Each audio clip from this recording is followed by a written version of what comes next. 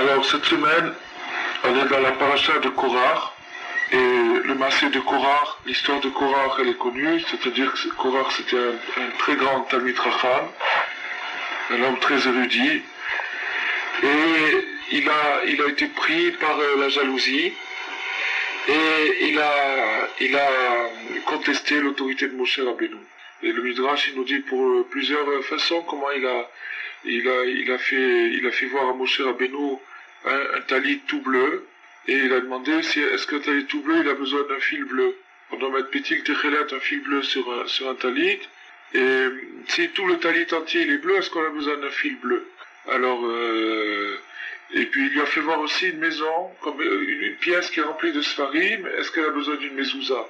Alors, qu'est-ce que ça symbolisait? Alors, le talit tout bleu et la maison, ça symbolisait que si le talit tout bleu, ça veut dire tout le peuple juif, qui était au Mont Sinaï, il a entendu la Torah.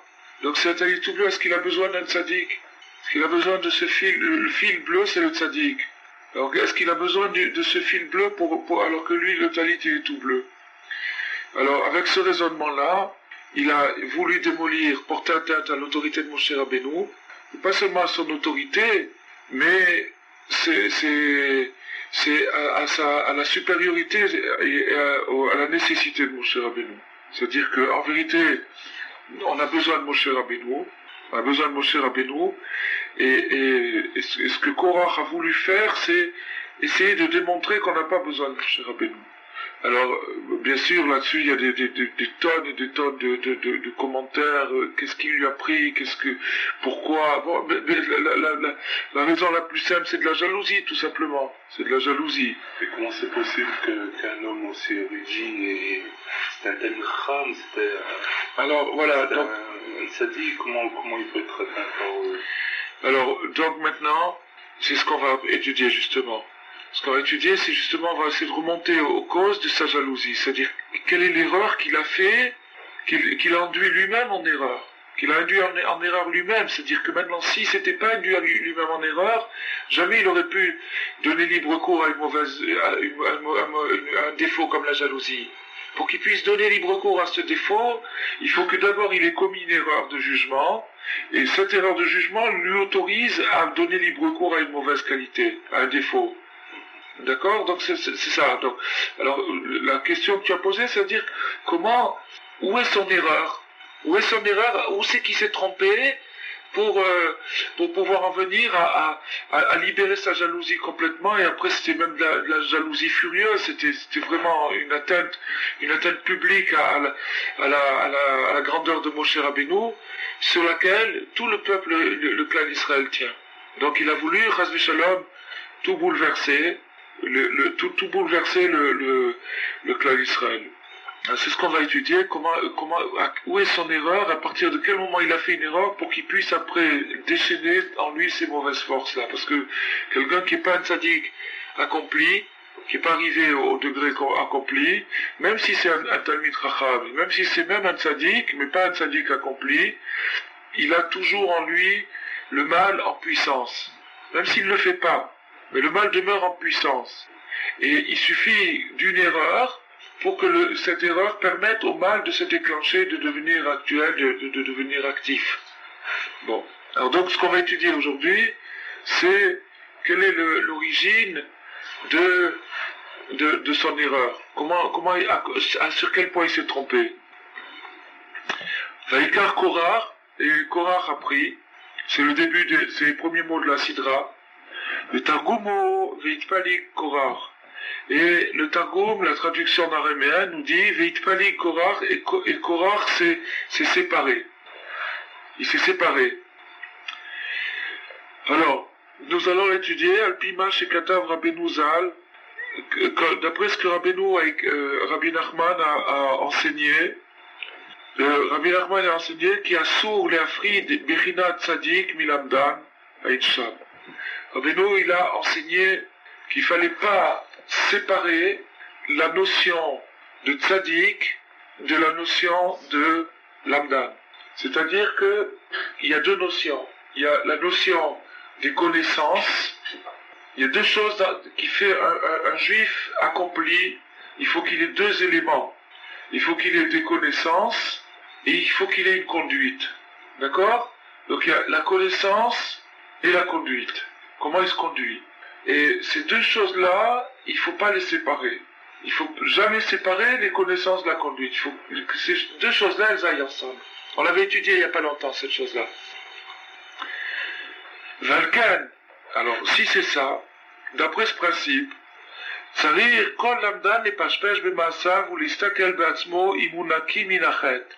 Donc maintenant, chaque érudit doit analyser, juger, critiquer ses actions pour voir s'il est propre de toute faute. Il doit s'observer pour voir s'il n'a pas fait de faute. Il doit voir s'il est propre. Ve'imu kadosh bishmirat abrit, et particulièrement sur le domaine de la pureté. S'il est vraiment pur. Il doit s'observer lui-même et voir s'il est vraiment pur. Karaoul. Ve'im, alors donc ça c'est la première des choses. C'est-à-dire que maintenant, on commence par le côté lamdan, c'est-à-dire par le côté érudit, et on demande à la personne, est-ce que tu es propre? Est-ce que tu es propre? Est-ce que tu es propre? Alors maintenant, on va dire, oui, mais ça c'est seulement un érudit. Non, c'est l'érudition de chacun. Chacun il a une érudition, chacun il a des connaissances. Chacun il a des connaissances. Il a une certaine somme de connaissances. Bon, ça c'est son érudition. Et maintenant, une fois qu'il a l'érudition, elle sert à quoi l'érudition? À agir. Elle sert à vivre, à prendre la vie, à faire ce qu'il faut faire. Il se base sur son érudition pour agir. Chacun fait comme ça. Ou son érudition, ou son expérience, ou sa connaissance, ou ce qu'il a reçu de ses parents, ou ce qu'il a appris à l'école. Chacun il a un petit bagage d'érudition, ou un grand bagage. Chacun selon son degré, il a un bagage de connaissances. Il a un bagage de connaissances. Bon. Et ces connaissances, elles lui servent à quoi? À vivre. Elles lui servent à traiter les problèmes de l'existence.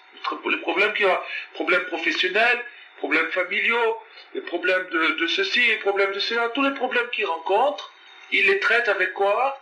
Avec son érudition, avec ses connaissances. Bon.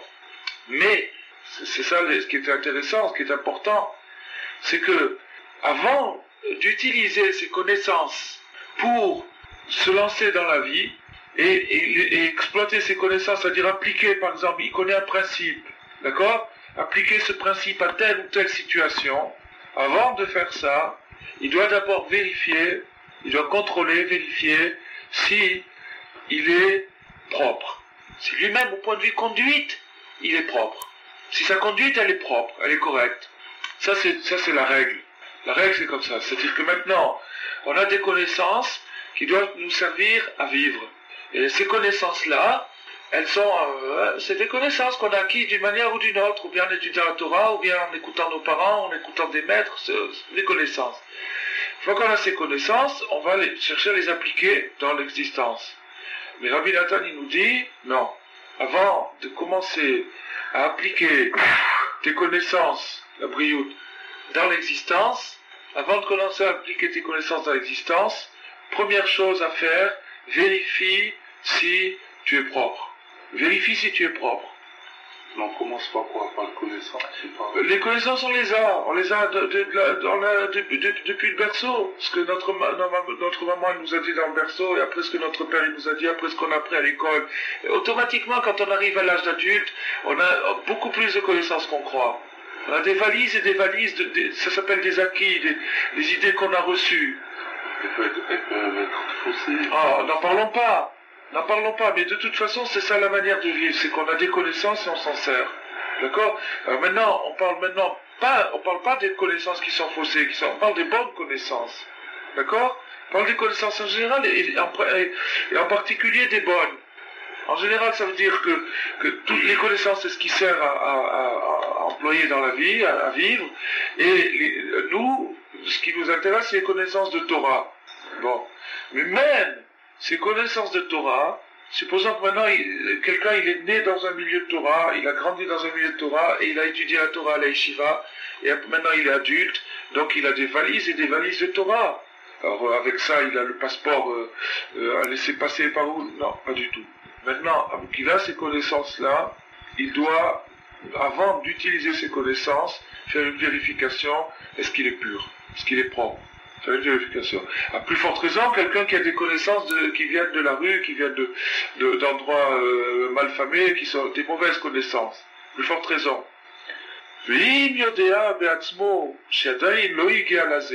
Et si maintenant, après s'être analysé, c'est pas tellement difficile, après s'être analysé, il se rend compte qu'il n'est pas arrivé à la propreté, à la pureté, il voit qu'il n'est pas arrivé, il a des défaillances, il a des faiblesses, il les sent, il se connaît. Mikol Sheken, à plus forte raison, si non seulement il n'est pas propre, mais il sait que, ou non seulement il n'est pas propre, mais il sait que il collectionne des tâches, il collectionne des impuretés, des saletés, comme c'est très fréquent de nos jours, puisqu'on vit dans une société qui est tolérante, et cette société tolérante, elle permet toutes les saletés, et donc on est influencé depuis la naissance par cette société, aussi bien par ce qu'on voit dans la rue, ou ce qu'on entend, ou ce qui se passe, ou ce qui nous entoure, ça nous influence. Donc automatiquement, quand on arrive à l'âge adulte, non seulement on n'a pas tellement besoin de se vérifier pour voir si on est pur, parce qu'on sait qu'on ne l'est pas. On sait qu'on ne l'est pas. C'est pratiquement très très rare de trouver aujourd'hui quelqu'un de propre. Très très rare de trouver quelqu'un de propre aujourd'hui. Tsarir, Lida, alors qu'est-ce qu'il doit faire? Alors maintenant, s'il se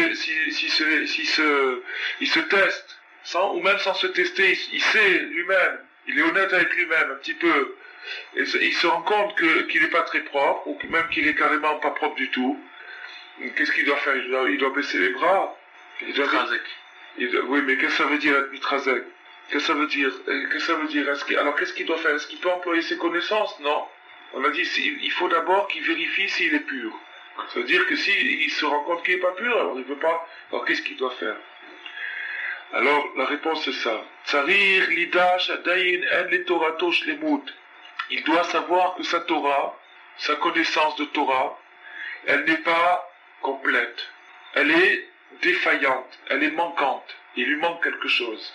Aussi grande que soient ses connaissances, aussi vaste que soient ses connaissances, même s'il a déjà terminé tout, le Shas Babli, Yerushalmi, toute la Gemara, tous les Midrashim, il a tout terminé, aussi vaste et vrai et juste que soient ses connaissances, il ne peut pas leur faire confiance. Il ne peut pas s'appuyer sur ses connaissances. Pourquoi? Parce qu'elles sont manquantes. Kiim al-yedei hatzadik agadol akadosh be'emet b'kedushat habrit b'shlemut. Et seulement ces connaissances vont être valorisées par le tzaddik, le maître de la génération, qui lui est un maître, et s'appelle un maître de la génération parce que précisément il est arrivé à la propreté. Donc le maître, c'est pas celui qui a le plus de connaissances. Le maître, c'est celui qui a des connaissances et une propreté intégrale. Ça c'est le maître. C'est celui qui mérite le nom de maître, c'est celui qui a des connaissances et une propreté intégrale. À ce moment-là, il s'appelle le tzaddik. À ce moment-là, et seulement il s'appelle le tzaddik. Mais si il a, par exemple, beaucoup de connaissances et une propreté, mais pas intégrale, il s'appelle pas le tzaddik. Ça peut être un tzaddik, mais pas le tzaddik. C'est pas le maître de la génération. C'est un bon juif, mais c'est pas le maître de la génération. Et du moment qu'il n'est pas le maître, il est élève. L'alternative, elle est où tu es maître, ou tu es élève. Qu'est-ce qui fait passer un homme qui passe maître? C'est quand il est totalement, intégralement pur. Pas du tout ses connaissances. C'est sa pureté. Naturellement, pour arriver à cette pureté, il lui faut des connaissances, mais pas nécessairement, il lui faut les connaissances nécessaires de poursuivre le Shulchan Aruch, et surtout une volonté d'acier pour conquérir petit à petit, degré par degré, le degré de la pureté. Et quand il arrive à la pureté totale, ça peut se faire, ça existe. Quand il arrive à la pureté totale, alors il est passé maître. Et quand il est passé maître, lui, il peut enseigner. Ça veut dire il peut enseigner, ça veut dire que lui, il a les deux éléments. Il est le seul à posséder les deux éléments. L'élément connaissance et l'élément conduite. Il a les deux éléments. Et la Torah n'est complète qu'avec ces deux éléments. S'il manque un des deux éléments, la Torah n'est pas complète. Si par exemple quelqu'un il a une conduite impeccable et il a aucune connaissance du tout, ça peut exister. À ce moment-là, il n'est pas maître. Il est tzaddik, mais c'est pas le maître. Il peut pas enseigner aux autres. Il est tzaddik pour lui-même, il peut pas enseigner aux autres. Mais comme on dit, un amaretz racide, quelqu'un qui est ignorant ne peut pas servir Hachem au maximum et devrait passer maître. Mais celui qui a les deux, lui, il est maître. Donc maintenant, celui qui n'a pas les deux, c'est-à-dire qu'il lui manque la pureté, il a des connaissances, mais il lui manque la pureté, il doit savoir que ces connaissances ne valent rien, elles ont quelque chose, mais elles ne sont pas applicables, elles ne sont pas utilisables tant qu'il n'est pas branché avec le maître. Parce qu'il doit, lui, maintenant, du moment qu'il sait qu'il n'est pas pur, il doit se considérer comme un élève et pas comme un maître. Il doit se considérer comme un élève. Il doit se considérer comme un élève. C'est ça son amendement. C'est ça, la possibilité pour lui d'avancer, c'est ça. Donc, c'est loin de dire qu'il doit baisser les bras, loin de dire que du moment qu'il n'est pas propre, il doit rester, chas v'shalom, il doit rester exclu, chas v'shalom, pas du tout. Au contraire, au contraire, parce qu'il n'est pas propre, il doit encore plus se nettoyer. Il doit rentrer, pas sortir. Mais maintenant, Rabbi Nathan, il nous désigne le chemin, comment on fait pour rentrer dans la Torah. Comment on fait pour rentrer dans la Torah? C'est en sachant que ce que je sais n'est pas suffisant. Il faut que je sois branché avec un maître. Un maître authentique. Un maître qui n'a pas que des connaissances, qui a aussi la pureté intégrale.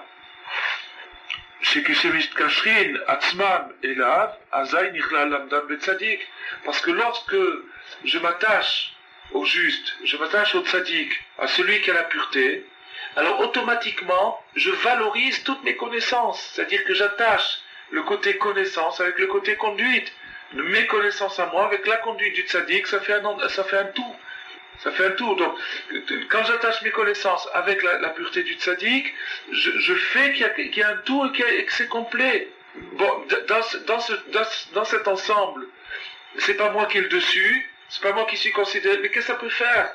Le but c'est pas d'avoir le dessus, le but c'est d'y arriver, c'est d'arriver à quelque chose, à réussir sa vie, à pas rater sa vie. Ça c'est le but. Donc maintenant il nous dit, Rabbi Nathan, comment réussir sa vie? Où tu as un maître, tu dois le savoir, regarde-toi dans une glace, regarde si tu es propre. Et si tu es un maître, alors donc, où sont les élèves? C'est-à-dire... non, maintenant, si tu n'es pas un maître, alors tu es un élève. Et en étant élève, c'est un ridouche extraordinaire. Rabbi Nathan, il nous enseigne qu'en étant élève, tu peux arriver à quelque chose de parfait. À quelque chose de parfait, seulement prends tes connaissances, attache-les au tzaddik, attache-les au juste. Subordonne-les, soumets tes connaissances au tzaddik, et une fois que tu les auras attachées et soumises au tzaddik, automatiquement elles vont être valorisées par la conduite du tzaddik, par la tzidkout du tzaddik, et automatiquement tu vas arriver à quelque chose de complet, là où tu es. Sans être pur et sans être parfait, tu vas arriver à quelque chose de complet, à quelque chose de bien. Et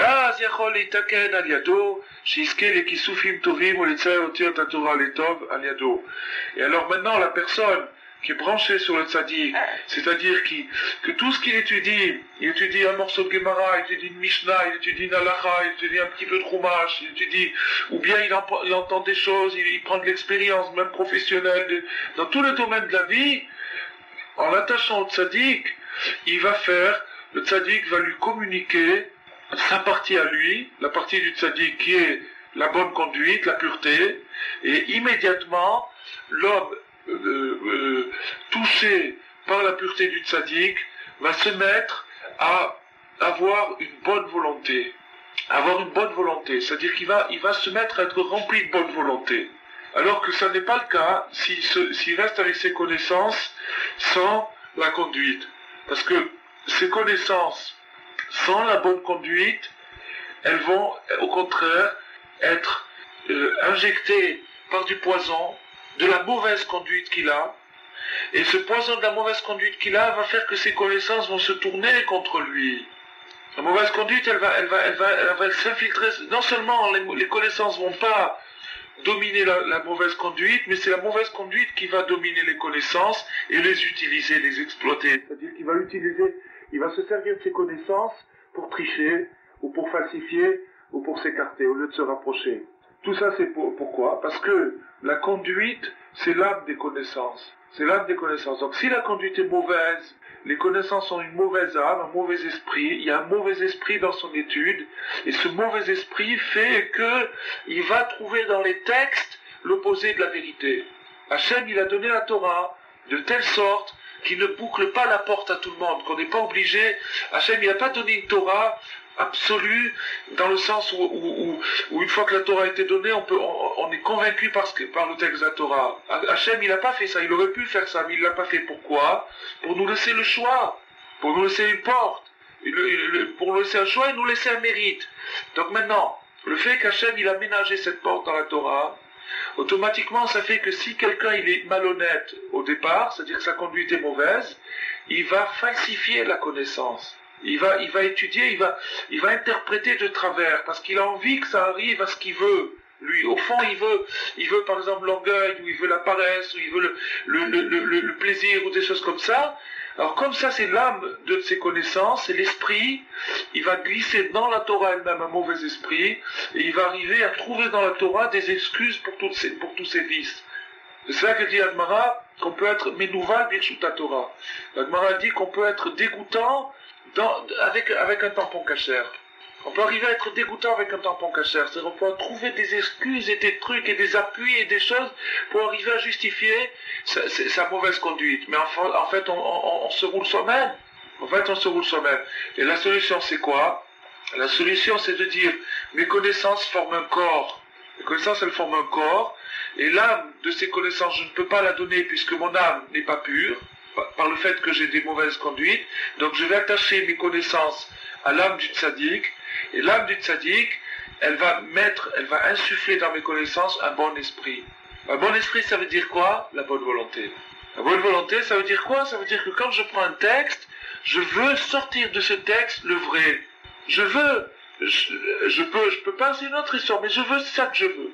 Je veux sortir de ce texte quelque chose de bon. Je veux sortir une indication, ça c'est le tzaddik qui donne. Cet esprit-là, d'avoir soif, comme on a expliqué l'Atmada, on a expliqué le fait d'être assidu. L'assiduité, c'est pas une assiduité seulement physique, d'être assis sur une chaise. Ça c'est déjà beaucoup, mais c'est pas suffisant. Il faut une assiduité intérieure, mentale, c'est-à-dire une soif de connaissance. Et ça c'est la bonne volonté. La bonne volonté, une fois qu'elle est attachée à la connaissance, ça donne des merveilles. La bonne volonté attachée avec la connaissance, ça donne des merveilles. Cette bonne volonté, c'est le tzaddik qui l'a. C'est le tzaddik qui l'a. Et le tzaddik, il la communique à ses élèves. Et c'est ça qui transmet. L'essentiel de la transmission, c'est la bonne volonté. Le tzaddik, il donne la bonne volonté. Celui qui s'attache au tzaddik, il reçoit des flots de bonne volonté. Et après, avec ses petites connaissances, ou ses grandes connaissances, ou ses moyennes connaissances, ça brille, ça prospère. Il y a la bracha. Parce qu'il se met à voir le texte comme il faut le voir, avec bonne volonté. Il faut le voir avec bonne volonté. Alors maintenant qu'on a compris cette chose, qu'on a étudié cette chose-là, maintenant on va attacher ça au principe de Korach, on va voir comment ça colle parfaitement avec le sujet de cette semaine. Maintenant, Korach il a pris quoi? Le Targum dit Veitpalik Korach, il s'est séparé. Qu'est-ce que ça veut dire? Il a dissocié la connaissance de la conduite. Il a dissocié la connaissance de la conduite. Il a mis la connaissance à part et la conduite à part. Qu'est-ce que ça veut dire? Il a dit, il est suffisant d'avoir des connaissances. Il est suffisant d'avoir, et ça c'est maintenant qu'on comprend le symbole de la pièce qui est remplie de livres. Ça veut dire, si une tête est remplie de livres, qu'est-ce qu'elle a besoin d'une mezouza?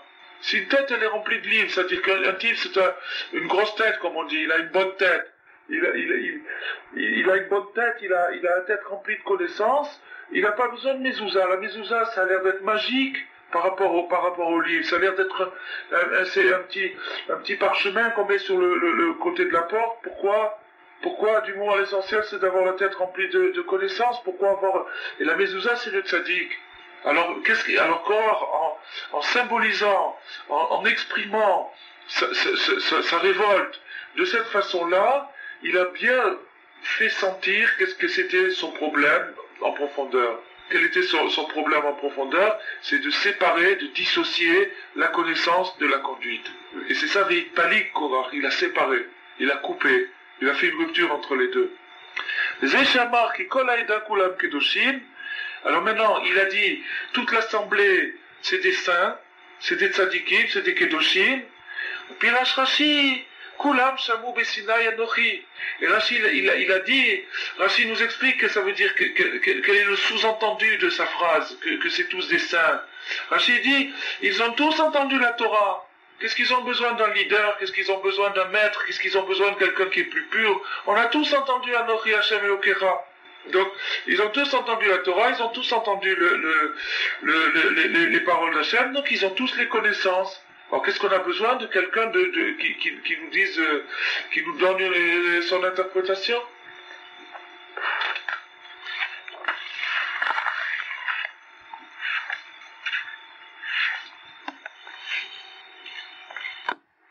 Aïnou, Shamar, Shmeachar, Shekulam, Kiblou et Torah, et Kulam, Shamu, Besinaï Anochi, Alken, Kolapin Shavim Chazeshalom. Et puisque tout le monde a entendu, je suis l'Éternel ton Dieu, au mont Sinaï, la révélation de la Torah. Donc tout le monde est égal. Tout le monde est égal. Ils ont entendu que ça, ils n'ont pas entendu le reste. C'est vrai, mais ça ils l'ont entendu. Ils ont entendu, c'est ça, c'est vrai, c'est une bonne question. Et le reste, c'est que Moshe Rabbeinu qui l'a entendu. Ouais, le reste, c'est Moshe Rabbeinu qui l'a entendu, c'est une bonne question. En fait, on peut répondre un peu rapidement que les deux premiers commandements qu'ils ont entendus, ils ont entendu, je suis l'Éternel ton Dieu qui t'ai fait sortir du pays d'Égypte, d'une maison d'esclaves. Et la deuxième parole, tu n'auras pas d'autre Dieu devant moi, tu ne te feras pas d'idole. En vérité, ces deux commandements-là, ils contiennent toute la Torah entière. Ils contiennent toute la Torah entière, c'est-à-dire que le premier commandement, je suis l'Éternel ton Dieu, contient tous les commandements actifs, et le deuxième commandement, tu n'auras pas d'idole, c'est le commandement passif. D'accord? Mais la question, elle reste quand même. On va voir, peut-être qu'on trouvera la réponse. Peut-être oui, peut-être non. Ou basé, pagam, vechatam, yod. Et de cette façon, par cette chose-là, par le fait de vouloir séparer la connaissance de la conduite, il a fait une très très grave erreur et un très grand péché. Il a commis une très très grande faute. Qui a falpi chez Kulam Kiblou Limud la Torah Bessinaï. Parce que bien que tout le monde ait reçu l'étude de la Torah au mont Sinaï, Aval En Kulam Shavim Bekium la Torah. Maintenant, dans la connaissance, tout le monde est égal. C'est-à-dire que, oui, ce qui veut dire Rabbi Nathan, ça veut dire comment Rabbi Nathan, il explique Rashi, ça veut dire que il y a eu, si tu veux, il y a eu un esprit de connaissance qui est venu au Har Sinaï, et cet esprit de connaissance, il s'est généralisé dans tout le peuple. Bien sûr, tu vas dire, c'est vrai, c'est passé par Moshe, mais maintenant, ça y est, tout le monde connaît les mêmes choses. Tu comprends ce que je veux dire? Alors, tu comprends? Donc, au contraire, ce que tu dis, ça renforce encore. Ça soulève le côté absurde. Ça veut dire qu'en vérité, même pour les connaissances, au départ, il y a le tzaddik. Tu comprends? En vérité, tu as posé une très bonne question. C'est-à-dire, ça soulève. Par exemple, la personne qui se dit, bon, moi, je vais étudier la Torah et je vais être mon petit maître à moi. Je vais posséder l'esprit de la mentalité de la Torah et je vais être mon petit maître à moi. Mais en vérité, il se rend compte qu'en vérité, il peut pas être son petit maître, puisque s'il n'y avait pas eu les maîtres, il n'aurait jamais pu. Et d'ailleurs, à ce propos, il y a une histoire dans la Gemara où quelqu'un voulait se convertir. Et il est venu voir Shammai et puis ensuite il est venu voir Hillel. Alors il a demandé à Shammai, combien vous avez de Torah? Combien il y a de Torah?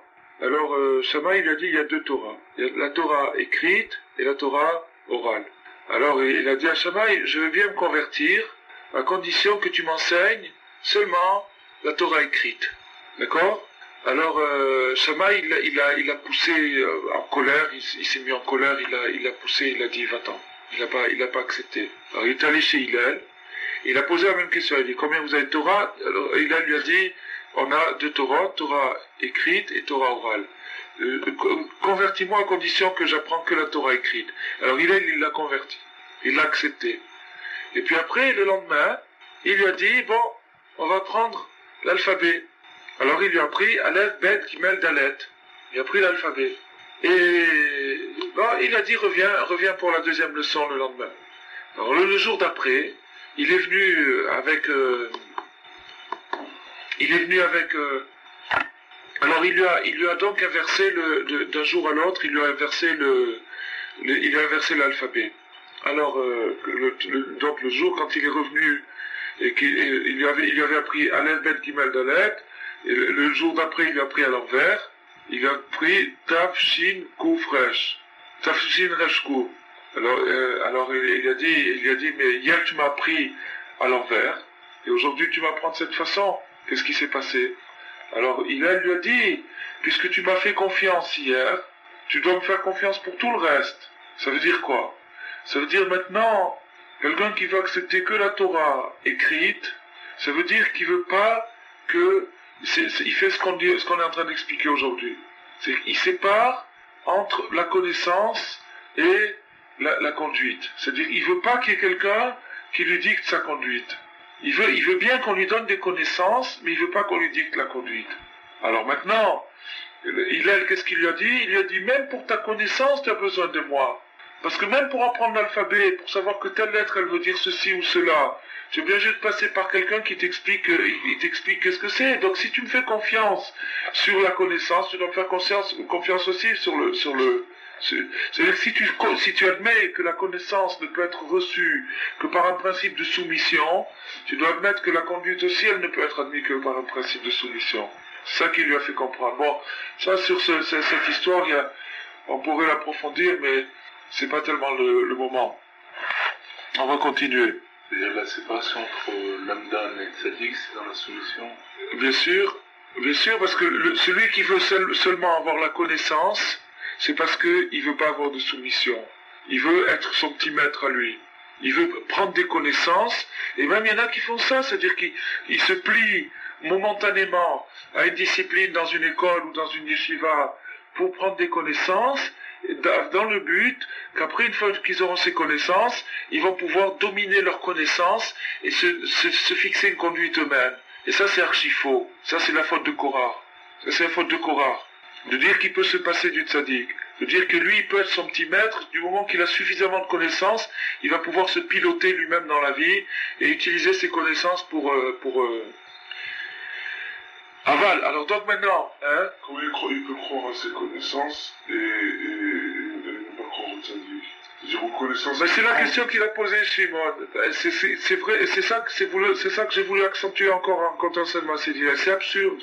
C'est-à-dire qu'en vérité, même pour les connaissances, il faut le tzaddik, puisque comme il a dit Shimon, les 2 premiers commandements on l'a entendu d'Hachem, mais les autres on a entendu de Moshe, donc on a besoin du tzaddik.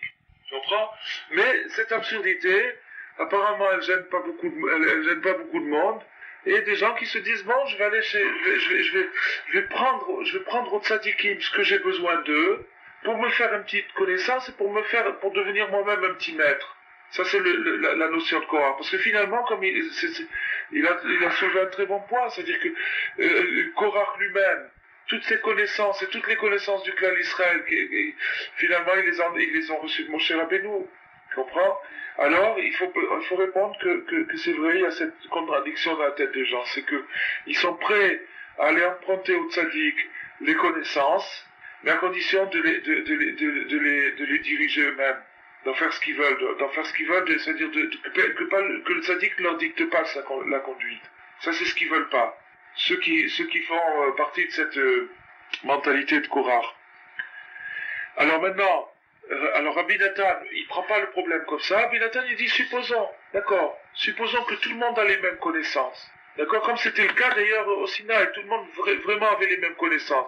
Ils les ont vu par Moshe, d'accord, bon. Moshe, supposons qu'il a été le transmetteur de la connaissance, et ça s'arrête là, tu comprends? Et d'ailleurs, ça se retrouve chez les chassidim, le maître, il a une valeur pratiquement complète, c'est-à-dire qu'on reconnaît qu'il a les connaissances et qu'il a la conduite, et s'il n'a pas les connaissances et la conduite, il peut pas être maître, on doit pas l'accepter comme maître, bon, et une fois qu'il est passé maître, il y a une soumission. C'est-à-dire qu'on le suit autant dans les connaissances que dans la conduite. On est soumis à lui, ça c'est la doctrine du Baal Shem Tov. La doctrine du Baal Shem Tov est basée sur ce principe-là, d'être soumis au maître. Parce que comme on l'a dit tout à l'heure, il y a une alternative, ou tu es maître, ou tu es élève. Si tu es pas maître, tu dois être élève. Tandis que dans les autres courants, qui n'ont pas accepté le message du Baal Shem Tov, quelqu'un peut être ni maître ni élève, il peut être entre les deux. Il peut être un petit maître, ou un grand élève, ou un petit élève, enfin, il n'est pas obligé de se situer comme ça, de dire je suis maître ou élève. Et à ce moment-là, qu'est-ce qu'il fait? Il prend chez les maîtres la connaissance, et après il l'organise à sa façon. Et d'après ce qu'on a étudié aujourd'hui, c'est une catastrophe, parce que s'il n'a pas une pureté intégrale, son organisation va être de mauvaise foi. Elle va être de mauvaise foi. Elle va suivre l'influence de son caractère. Il va influencer ses connaissances avec son mauvais caractère. Tandis que s'il attache, comme on l'a dit tout à l'heure, s'il attache ses connaissances au caractère du tzaddik qui est pur, alors automatiquement, ses connaissances, elles vont aussi être pures, bien intentionnées, avec la bonne volonté. C'est ce qu'on étudie depuis tout à l'heure. Alors maintenant, même supposons que tout le monde est identique au point de vue connaissance, mais en tout cas au point de vue pratique, c'est sûr que tout le monde n'est pas identique. Dans la pratique, pourquoi? Parce que la pratique dépend de l'effort, de l'engagement. La connaissance, elle peut dépendre d'un don. Quelqu'un, il est doué, il a une bonne mémoire, il attrape vite, il a une bonne tête, il arrive à bien éponger des connaissances. Alors, on lui donne, d'après ce critère, on le met en haut. On dit bon, celui-là, c'est un lambda. C'est un lambda. Mais l'essentiel, c'est pas ça. L'essentiel, c'est la liaison des deux, c'est d'attacher la connaissance avec la conduite. Et de savoir que s'il y a une mauvaise conduite, il ne peut pas y avoir de bonnes connaissances. Automatiquement, la mauvaise conduite va influencer les connaissances et les rendre mauvaises, les falsifier, les truquer. Et maintenant, la perfection, c'est-à-dire comment les connaissances prennent toute leur valeur, c'est selon le degré de tzidkut, de propreté morale, d'engagement spirituel de la personne. Selon le degré de réalisation que l'homme arrive à faire dans sa Torah, c'est-à-dire selon le degré comment il arrive à mettre sa Torah en pratique. Ça c'est l'essentiel. Alors maintenant, cet engagement, cette mise en pratique de la Torah, cette mise en pratique des connaissances, elle dépend elle dépend de la pureté. Et donc automatiquement, personne ne sait ce qui se passe chez son voisin. Personne ne sait puisque c'est une chose intime et personnelle, donc personne ne peut connaître la pureté d'un autre. Personne ne sait ce qui se passe chez son voisin. Mais par contre, il sait très bien ce qui se passe chez lui. Il sait très bien où il en est. Ou au reste basé. À quel degré il en est, où il en est au point de vue de la pureté.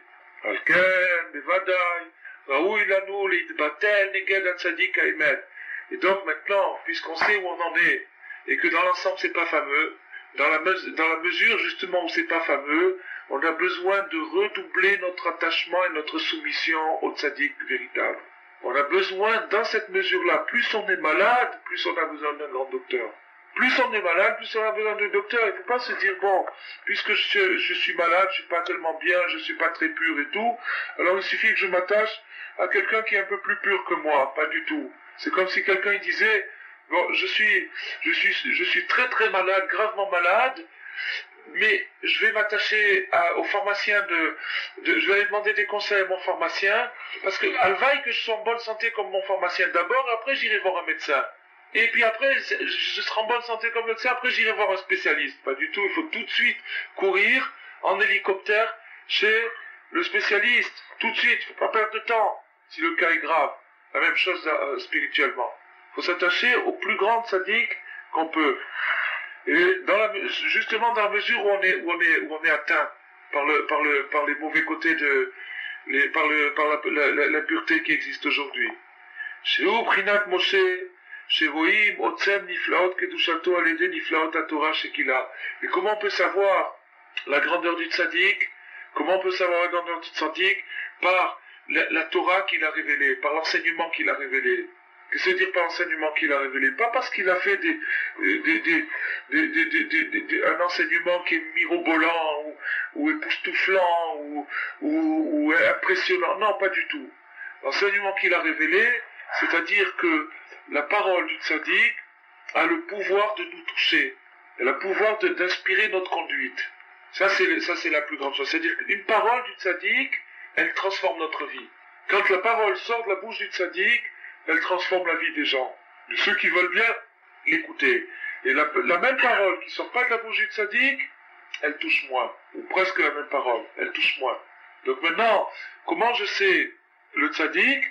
Par la Torah qu'il a révélée. C'est la pureté qui touche. C'est la pureté, c'est l'âme de la Torah, l'âme qu'il y a dedans qui touche.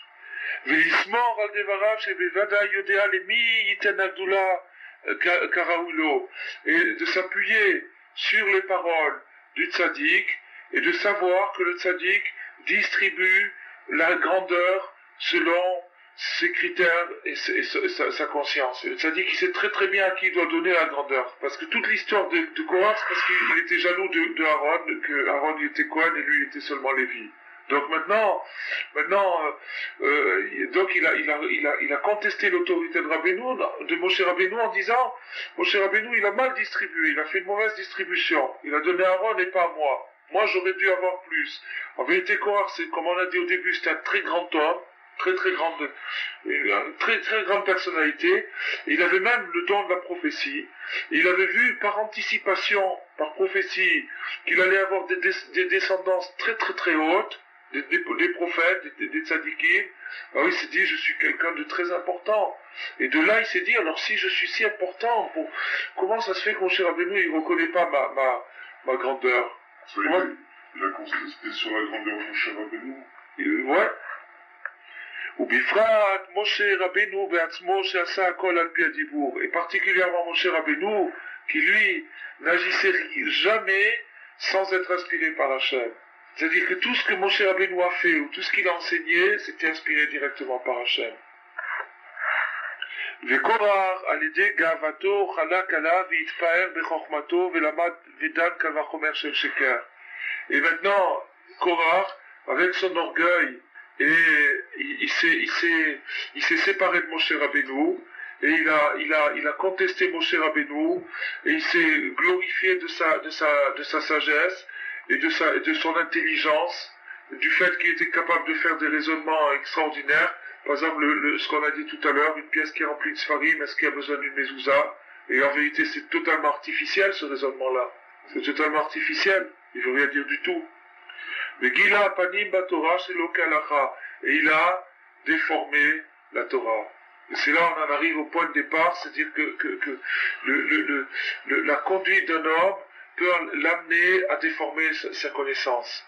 C'est la conduite qui prime, c'est la conduite qui donne dans la connaissance l'âme, qui donne l'esprit de la connaissance. Et donc lui, comme sa conduite intérieure n'était pas impeccable, et qu'il avait des tendances vraiment très poussées vers l'orgueil, vers le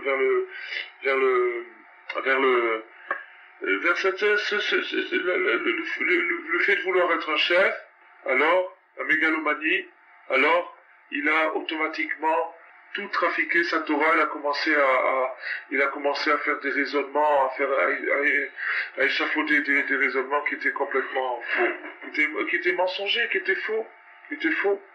Mais Gila Panim Batorah Shelokalacha, V'amar, Uma Talit Shel Min Acher, Chut Shel Techelet Potra, il a dit, mais si déjà, un talit qui est fait en laine, mettons, en laine verte ou en laine jaune, alors un fil bleu, un fil d'azur, fait que ça devient un talit de mitzvah. À plus forte raison, si tout le talit il est bleu, alors on n'a pas besoin du fil. Talit, ça veut dire quoi? C'est la connaissance, c'est le gouffre, c'est le corps de la chose, et le tzitzit, c'est l'âme du vêtement. C'est le but. Techelet, c'est tachlit, c'est le but. Donc maintenant, c'est ça le inyan. Donc c'est ça, ceux qui rejettent la nécessité du tzaddik, c'est parce qu'ils se disent, nous on en sait assez, on n'a pas besoin d'un maître pour être guidé. On en sait assez. Et même si tu dirais que c'est vrai qu'il en sait assez, supposons qu'il en sait assez, c'est pas suffisant. Parce que si sa conduite elle n'est pas impeccable, ses connaissances vont aigrir, elles vont se déformer, elles vont tourner. Elles vont moisir, elles vont prendre un mauvais goût. Une maison qui est pleine de Sfarim, est-ce qu'elle a besoin d'une mezouza? La mezouza c'est le tzaddik, le Sfarim c'est la connaissance.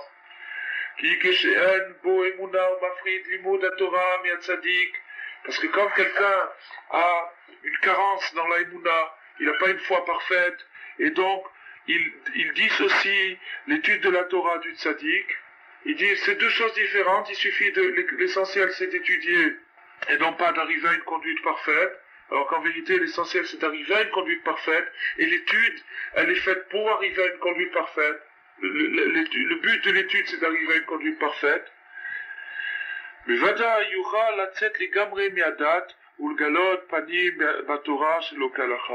personne comme ça peut arriver, si on pousse à l'extrême, à complètement sortir en dehors de la Torah et à déformer et à enseigner la Torah d'une manière totalement mensongère et totalement fausse.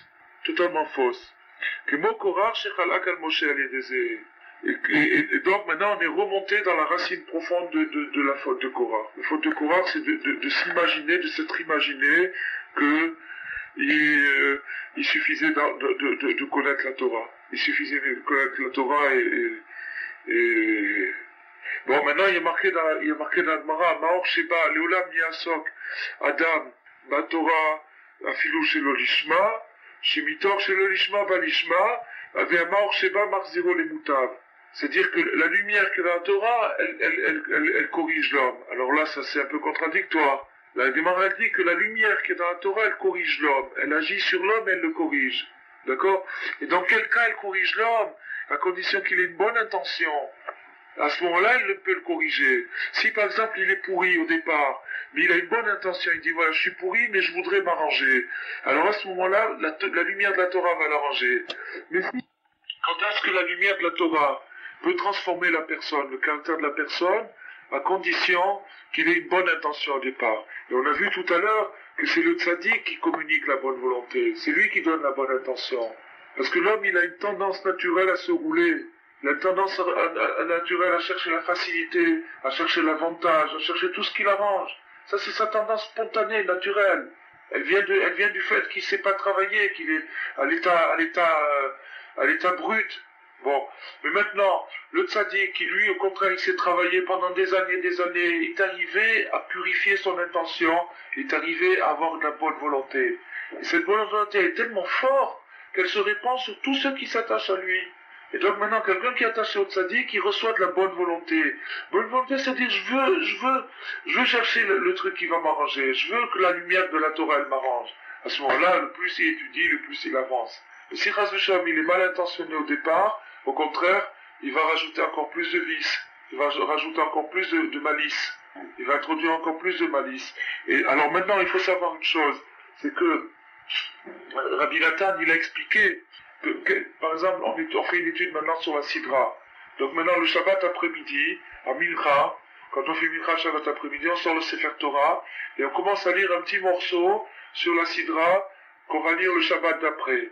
Et pendant ce temps-là, il va se passer 7 jours, d'accord? Et chacun de ces jours correspond à un des 7 appelés le Shabbat au Sefer Torah. Au Sefer Torah, on appelle 7 personnes, et chacun des appelés correspond à un jour de la semaine. Ce qui fait que chaque morceau de la Sidra correspond à un jour. Et qu'est-ce que ça veut dire qu'il correspond? Ça veut dire que jusqu'à ce que le monde soit arrangé, les Sidrotes, elles reviennent. C'est-à-dire Korach, il revient chaque année. Chaque année, il y a de nouveau une semaine de Korach, et si quelqu'un il observe bien, attentivement, il va se rendre compte qu'il se passe chaque semaine ce qui s'est passé dans la Sidra il y a 3000 ans. Chaque semaine, c'est comme ça. Il ouvre le Chumash, il regarde bien les psukim, il se rend compte qui se passe. Parce qu'en vérité, c'est un retour de l'histoire. Et c'est pour ça qu'on relit la Torah chaque année. quand on relit maintenant Korach, ça veut dire que c'est une chose qui est actuelle, c'est une chose qui nous concerne, c'est-à-dire ce problème-là, de la dissociation entre même de la dissociation entre la connaissance et la conduite, la pratique, c'est quelque chose dans lequel on est tous impliqués, et même si quelqu'un est déjà attaché au tzaddik, il a encore ce problème-là, mais de plus en plus, jusqu'à ce qu'il arrive à l'attachement total comme Rabbi Nathan. Parce qu'il a encore cette chose, il dit, je vais prendre chez le tzaddik ce qui m'intéresse, je prends chez le tzaddik ce qui m'intéresse et je vais me conduire comme je veux. Je veux pas que le tzaddik il me dicte ma conduite. Rabbeinu, il a dit, j'ai 3 sortes de chassidim.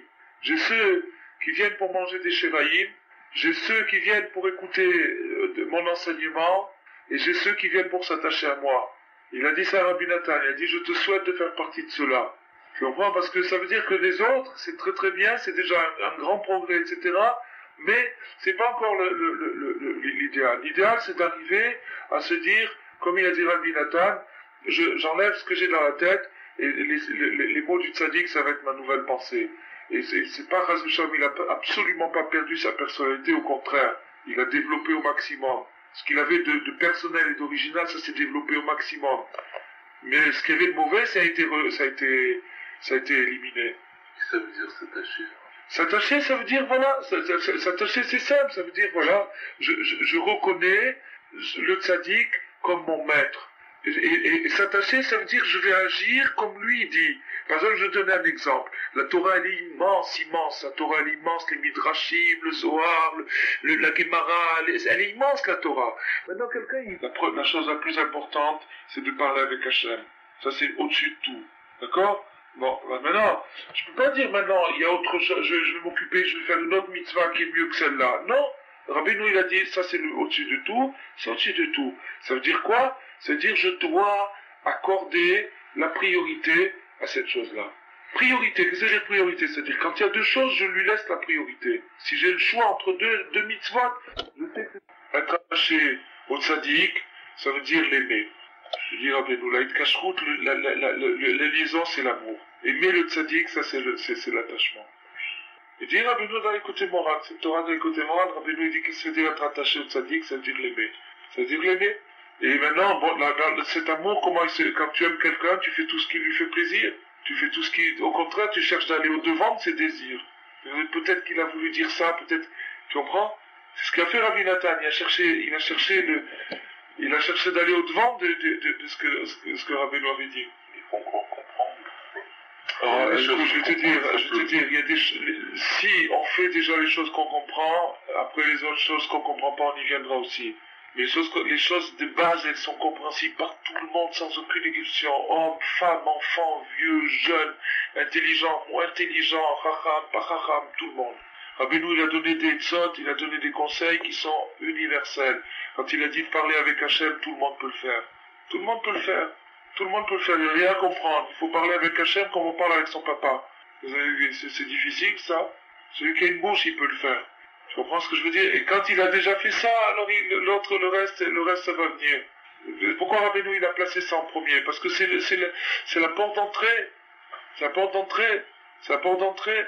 Tu comprends? Et le reste en finesse, c'est toujours des finesses. Mais c'est chacun, il progresse à son rythme, à son degré. Mais la base, le point de départ, il est identique pour tout le monde. Rabbeinu il a dit, pour tout être humain, le point de départ, parler avec Hachem. Tous les jours, fixer un temps pour parler avec Hachem, pour dire ses problèmes, pour se confier. Ça, tout le monde peut le faire. Ça, tout le monde peut le faire. Seulement, quel est ce qui nous en empêche? Ah, j'ai une meilleure mitzvah à faire. Je vais m'en sortir autrement. Je vais faire de la psychologie, je vais retaper ou je vais faire ceci, ou je vais m'occuper. Non, c'est pas ça. La soumission d'un chassid, ce qui fait que le chassid c'est comme un soldat d'Hachem, c'est parce que il se dit, j'écoute les ordres du général. J'écoute, le général il a dit comme ça, c'est comme ça. C'est comme ça. Tu comprends? Et les ordres de début, ils sont universels, ils sont très simples, très faciles à comprendre. Rabbeinu il a dit d'être content, d'être bessimcha. Tout le monde peut comprendre ça. Rabbeinu il a dit, mitzvah gdola liot bessimcha tamid, d'être toujours content. Ça tout le monde le comprend. Maintenant, comment y arriver, ça c'est autre chose. Tu comprends? Mais tout le monde comprend qu'on a une tendance à se laisser aller, à se laisser attrister, qu'il faut réagir contre ça. Et chacun doit réagir, c'est tout. Ça, c'est la base, c'est la base. La base, c'est la Sibra, il faut des doutes, Azamra. Rabbeinu a dit, il faut juger faut chercher le bien caché les gens, pas toujours les dégommer, pas toujours les abîmer, pas toujours les critiquer. Au contraire, chercher ce qu'il y a de positif chez eux. Ça aussi, c'est quelque chose que tout le monde peut faire. Ça prend du temps, mais il doit se dire, moi, c'est ça que je dois faire. Ne pas s'imaginer, s'inventer une autre mitzvah, de dire, c'est une grande mitzvah de chercher tout ce qu'il y a, de critiquer tout ce qu'il y a chez les autres, comme ça on se protège contre le mal. Peut-être qu'il y a des gens qui ont pensé comme ça, et peut-être qu'il y a une façon de penser, mais c'est pas ce que Rabbeinu a dit. Rabbeinu n'a pas dit comme ça. Tu comprends? Et un chassid, c'est ça. Un chassid, c'est quelqu'un qui se dit, le tzaddik, c'est mon maître. C'est mon maître, c'est mon guide. C'est lui qui me... Moi, je suis pas assez pur pour savoir où il faut que j'aille dans la Torah. Je peux pas me piloter tout seul, même avec mes connaissances. Je peux pas avoir, parce que j'ai peur que mes connaissances, justement, elles soient influencées par ma mauvaise conduite. J'ai peur que, justement, à cause de ma mauvaise conduite, je cherche à pivoter, à bifurquer. On va faire du slalom. Alors, Malken, Chala, Korar, Ala Keuna, qui a Kohen ou Brinat, Arav Haemet. Et donc maintenant on comprend pourquoi Korar, il s'en est pris particulièrement à l'aspect du Kohen, c'est-à-dire il s'en est pris contre Aaron, il s'en est pris contre le Kohen, parce que le Kohen représente le maître. Le Kohen il représente le maître. Brinat, qui sifte Kohen Ishmeru Da'at, Vitorah Ivakshumipihu. Comme il est dit, les paroles du Kohen, les lèvres du Kohen garderont la connaissance, et la Torah, on ira la demander à sa bouche. On ira la demander chez lui. Donc le Kohen représente le détenteur de la connaissance, celui qui détient la Torah. D'accord? Et donc maintenant, c'est sur ce point-là que Korah a exercé sa jalousie, c'est sa cible, ce point-là, parce que c'est le point principal. C'est le point de la suprématie du maître. Vous savez, il connaissait ce passouk, il connaissait le Korah. Non, c'est pas sûr, non, parce qu'il n'était pas encore dit. Mais seulement, je vais te dire une chose. C'est ce qu'on a dit, tu as posé une bonne question, c'est-à-dire, il connaissait, tu as dit le mot connaissait, mais la connaissance, ça suffit pas. Parce que s'il est de mauvaise foi, à quoi elle sert sa connaissance? Il connaissait pas ce passouk, il en connaissait d'autres. Nous, ce qu'on est, nous, on est des petits rigolos à côté de Korah. Korah, c'est un grand érudit. Mais malgré tout, c'est pas la grandeur qui fait. C'est la bonne foi. Si nous on est de bonne foi et qu'on s'attache au tzaddik, on peut arriver on peut arriver à réparer cette chose-là. Au moins à pas faire la même catastrophe. Tu comprends? Alors lui, il avait beau connaître, il connaissait, c'est sûr, mais il était de mauvaise foi. Il voulait en vérité ce qu'il voulait, c'était la gloire. Il cherchait la gloire. Alors cette soif de gloire, elle a dénaturé sa connaissance. Elle a faussé tous ces trucs, elle a bien sûr qu'il connaissait, il voyait bien comment Moshe Rabbeinu il transmettait aux anciens, et les anciens ils transmettaient au peuple, ça il le voyait, mais sa mauvaise foi elle a induit en erreur. Im Arav domé les malach Hashem Tzevakot, Torah Ivakshumipihu. Comme il est marqué dans la Gemara, que si ton maître ressemble à un ange, alors tu peux apprendre chez lui. Ça veut dire que s'il ne ressemble pas à un ange, il ne vaut mieux pas apprendre chez lui. Un ange, ça veut dire quelqu'un de pur. Et si le maître est vraiment pur, c'est à lui qu'il faut s'attacher. Il faut attacher son cœur à ce maître-là qui est pur, qui est vraiment pur intégralement. Et le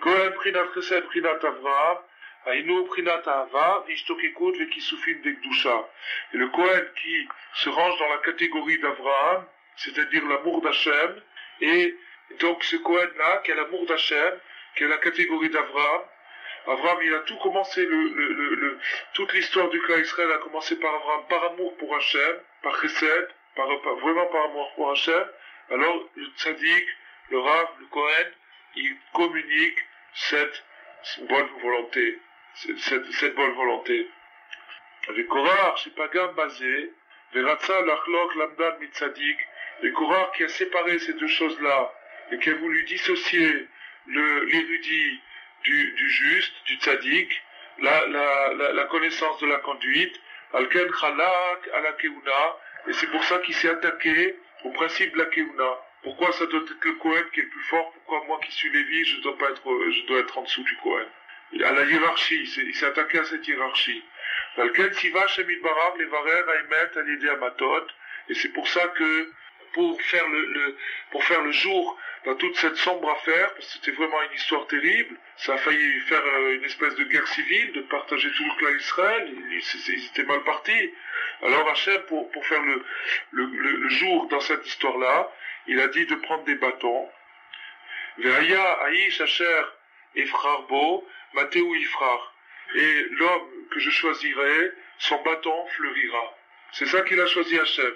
Il a dit de poser tous les bâtons, et il a dit l'homme que j'ai choisi, son bâton il va fleurir. Donc Hachem il a donné un signe comment on va pour confondre Korah et faire éclater, parce que la confusion de Korah, attention, la confusion de Korah, elle n'était pas seulement dans son esprit, elle était dans l'esprit de tout son groupe, et elle était dans l'esprit de tout le clan Israël. Il a vu contaminer tout le clan Israël, et pas seulement dans cette génération, mais dans toutes les générations jusqu'aujourd'hui. C'est-à-dire que quand on a des doutes sur Moshe Rabbeinu ou sur des tzadikim, ça vient il y a une petite étincelle de Korah qui s'est glissée en nous. Une petite étincelle de Korah. Et donc on a encore besoin de ce bâton qui fleurit. Maintenant on va voir qu'est-ce que c'est ce bâton qui fleurit. Qui maté da matat, shubrinat lamdan. Le bâton représente la connaissance. Le bâton représente la connaissance. Chez Kaloul Mishisha Sidre Mishnah. Shehen Prinat Asomota. Le bâton, c'est la forme de la lettre Vav en hébreu. Le bâton, c'est la forme de la lettre Vav. Le Vav, par sa forme et par son symbole mystique profond, représente les six domaines de la halacha, les 6 domaines de la Mishnah. Le Vav, c'est la lettre 6, et c'est aussi le bâton. Donc quand Hachem il a dit de poser des bâtons, ça veut dire de poser la connaissance. Le Vav représente la connaissance. Le Vav représente la connaissance. Valken Siva Shemit Barar, Shekol Echad Yachnis Mate Shelo Lifne Aaron Aedut. Et donc Hachem il a dit que chacun amène son bâton et qu'il le pose à côté des tables de la loi, dans le Mishkan, à côté des tables, des Luchot. Ve'haya Aish Asher Yifrar Bo, Matéou Yifrar. Et l'homme que Hachem choisira, l'élu d'Hachem, son bâton va fleurir. Les Orot chez Maté Aaron, chez où Rav Haemet, chez où Malach Hashem Tzevakot, chez Kaloul ou Miached Lamdan et Tzadik, pour nous indiquer que le bâton du Tzadik, le bâton d'Aaron, pourquoi il est Tzadik? Parce que sa connaissance, elle va de pair avec sa bonne conduite. C'est ça qui fait, ce qu'on avait dit au début, c'est ça qui fait de lui un maître. Vazai ou Bevada Yose Perod Dainu Shehu Levado Mechadesh Chitushin Doraita. C'est que maintenant, pour nous indiquer pourquoi Hachem il a voulu que ce soit ce symbole-là et pas une flamme, ou comme on a vu dans d'autres épisodes de la Torah, que ce soit une flamme, ou que ce soit un oiseau, que ce soit un autre, ça aurait pu être un autre signe. Pourquoi Hachem il a choisi ce signe? Pour nous faire voir que le bâton, c'est-à-dire la Torah, la connaissance, la Mishnah, que ce bâton, il va fleurir et il va faire des fruits. Il va fleurir. Alors maintenant, le bâton de la personne, c'est la connaissance qui va fleurir et fructifier, ça c'est la bonne connaissance. La connaissance qui fleurit et qui fructifie, ça c'est la bonne connaissance. Et quelle est la connaissance qui a fleuri et qui a fructifié? Celle d'Aaron qui était en même temps érudit et en même temps tzaddik. Chidushin doraita mitim shem prinat pardes. Kirak mate shelo parach vegadal vesaperot. Le bâton a grandi, il a fleuri et il a donné des fruits. Il a donné des fruits. Vayotse perach vayatzitzis. Aino shelimud atorah shelo sheuprinat mate ou levado itzliach vesaperi. Seulement le bâton d'Aaron, le bâton du tzaddik, c'est lui qui fleurit et qui donne des fruits. Et ça c'est pour chacun. C'est-à-dire que dans la mesure où quelqu'un il est attaché au tzaddik, alors son bâton à lui, sa petite Torah, sa petite connaissance, elle va aussi fleurir et donner des fruits. Et c'est pour ça que maintenant, maintenant on a dit que il y a personne qui est exclu de ça. Il n'y a qu'une seule chose qui est exclue, c'est l'orgueil qui est exclu de ça. Celui qui a de l'orgueil, qui veut être lui-même le roi, qui veut être le maître, qui veut être le chef, celui-là, malheureusement, il fait fausse route. Mais celui qui a un peu d'humilité et qui essaye d'en avoir, malgré tous ses défauts à côté, il va beaucoup plus loin, beaucoup plus haut que tout le monde. Parce que le tzaddik lui donne la force de fleurir et de faire des fruits. Les connaissances qu'il a, elles sont plus fleuries, elles sont bonnes, elles donnent des bons fruits, elles enrichissent. ועל כן בוודאי לא מגיע הכהונה, כי הוא זכה לכיסופים ועבד לקדושה, et donc Aaron méritait bien, Hachem a fait le jour dans toute cette affaire, et Aaron méritait bien la Keuna, il méritait bien d'être le Kohen, parce que c'est un homme, le Kohen c'est un homme de chesed, et un homme de chesed, c'est-à-dire quelqu'un qui a des bons sentiments. Le chesed c'est une histoire de bons sentiments, quelqu'un qui a des bons sentiments, c'est-à-dire une bonne volonté. Et donc c'est cette bonne volonté qui déclenche la floraison et les fruits du bâton. אבל הבתות של שאר הנשיאים לא פרחו ולא עשו פירות לראות להם ולגלות שאין יכולים לחדש בתורה בפרדס. Et pourquoi les bâtons des autres princes n'ont pas fleuri et n'ont pas fait de fruits? Pour nous indiquer qu'on ne peut pas trouver des innovations, des nouvelles idées, des nouveaux fruits, des nouvelles fleurs dans la Torah. C'est Zenikra et Speri ou Seperi. La Torah elle s'appelle un arbre fruitier qui fait des fruits, qui est fertile. On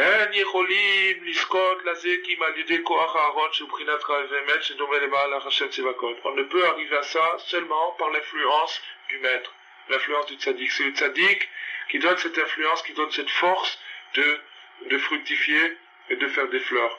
Et que notre Torah elle fleurit, c'est qu'elle soit belle et qu'elle soit bonne et qu'elle soit profitable pour tout le monde.